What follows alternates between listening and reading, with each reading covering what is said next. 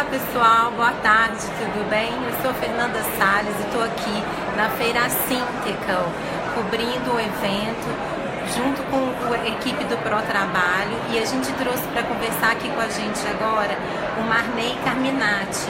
Ele é consultor e designer da Syntecal e vai contar um pouco para a gente sobre o Fórum de Inspirações, como é a metodologia, o processo de desenvolvimento dos produtos. Olá Marney, tudo bem? Oi, tudo jóia. Prazer estar aqui com vocês. Obrigada, o prazer é nosso. Conta pra gente como que foi o trabalho desse ano todo e agora o verão 2019, o que traz pra gente de novo e de tendência? Bacana. Bom, eu sou Marney Carminati, sou designer do Grupo Syntecal, CICB, Sebrae, e a gente está realizando hoje aqui o Salão Inspira Mais. O Salão Inspira Mais é voltado para componentes, para calçado, acessório e confecção. A gente tem um projeto um pouco distinto das feiras, na realidade. A gente é o maior salão de design da América Latina. E justamente por propor a execução de design dentro dessas empresas. A gente tem um modelo de metodologia. Assim como em diferentes segmentos se utilizam metodologias, a gente mesclou alguns autores e criou um processo que foi bacana pra gente. Essa metodologia se chama pirâmide de produto. E é interessante pelo seguinte, a gente propõe uma pirâmide onde o topo dessa pirâmide a gente trata como 10%. Esse 10% sempre vai tratar da criação autoral, da busca pelo novo, do novo pelo novo. 30% seria um processo. É como esse entendimento do novo, com o passar do tempo, vai sendo absorvido pelas pessoas. E os 60% então é a massificação. É aquilo que você precisa ter na sua coleção. Ou seja, se você tem 100 produtos na sua coleção, aqui a gente está falando de calçado e confecção, você vai ter 10 produtos trabalhando a criação autoral, 30 produtos trabalhando o 30% e 60 produtos trabalhando a sua base de produto. A partir dessa metodologia, a gente constrói com um grupo de mais ou menos 20 a 25 designers uma pesquisa. Na realidade, a nossa pesquisa, ela observa as conexões de mundo, observa o movimento do mundo com relação ao design, mas também quanto ao comportamento de consumo. Desse movimento se gera um material que são cadernos de inspirações. E diferente de outros sistemas, esse caderno de inspiração ele não acompanha as empresas sozinhas. A empresa recebe o auxílio de um consultor de design de formação, ou seja, um consultor que já tem essa metodologia de graduação, que entra dentro dessa empresa e a partir desses 3 temas constrói produtos. Um produto no 10, 3 produtos no 30 e 6 produtos no 60. Esses produtos são expostos aqui no Salão Inspira Mais, que acontece em 2 edições anuais. Nesse semestre, a gente fala da palavra resistência, que é o nosso tema central, que é o nosso guarda-chuva. E óbvio, né, que a gente vem observando em diferentes canais que a resistência ela vem falando de refugiados, vem falando do apoderamento feminino, vem falando principalmente das minorias, que eram muitas vezes esquecidas e agora tomam seu espaço, e a ideia de não gênero, a ideia dos gêneros se multiplicando em todos os lugares. Esse é um grande guarda-chuva comportamental.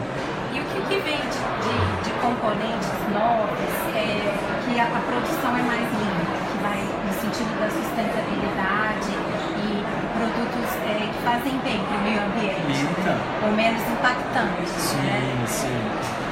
É interessante a gente falar nesse assunto porque quando a gente trata de sustentabilidade é um tema muito novo, né, para o mercado em geral.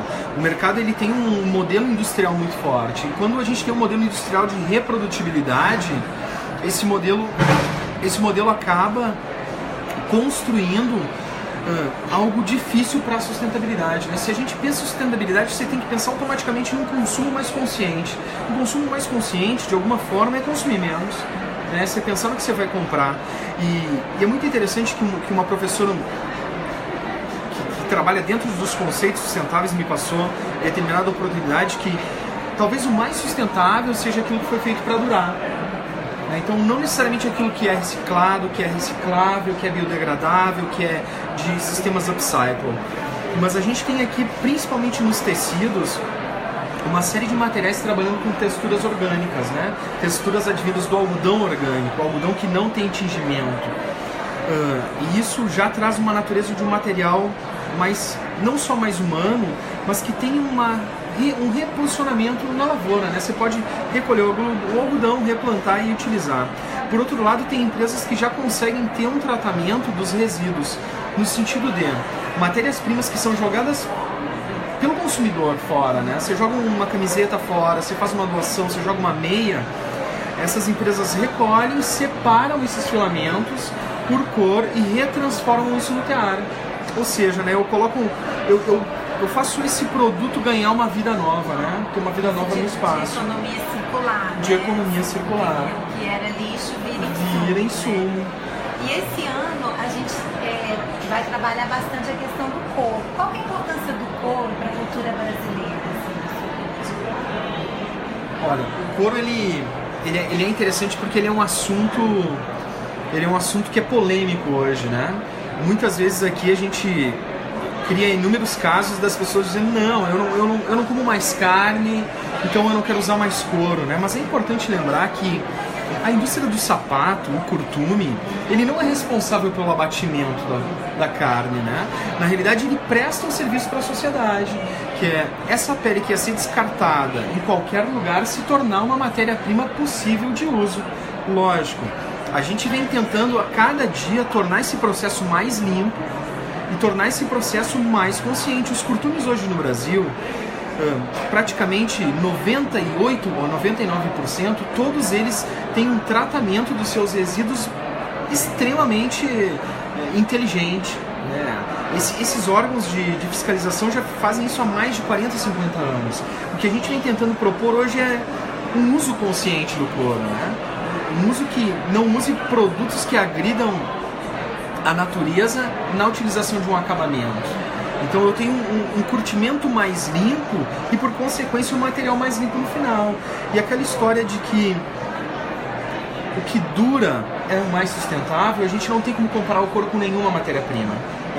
O couro é uma matéria-prima de alto valor de uma dinâmica de produtos que tem uma longa vida, né? Então, você tem um produto que dura muito, né? Mas sempre lembrando que a gente vem falando de materiais aqui, né? Esses materiais vão para uma fábrica e essa fábrica vai transformá-la em produtos ainda, né? Então, quando se fala em sustentabilidade, não basta apenas o cara comprar um algodão incrível ou um tecido reciclado. Se lá no processo de construção do calçado ele utilizar produtos químicos, colas à base de elementos que prejudiquem aquele material, a gente quebra o ciclo, né? Então é muito novo no Brasil e a gente vem aprendendo, a gente vem estudando, conhecendo, também conscientizando as fábricas, conscientizando o consumidor, né? Hoje um sapato que tem uma sola colada no tecido, ele inviabiliza esse produto, porque eu não consigo separar o tecido da borracha. Então imagina que uma costura, ela já faz com que tu separe os elementos, né? Tu já consiga separar o tecido, a borracha, o fio e cada um seguir para um segmento para ser reciclado ou reutilizado. São os dois pontos principais da feira, gente: inovação e sustentabilidade.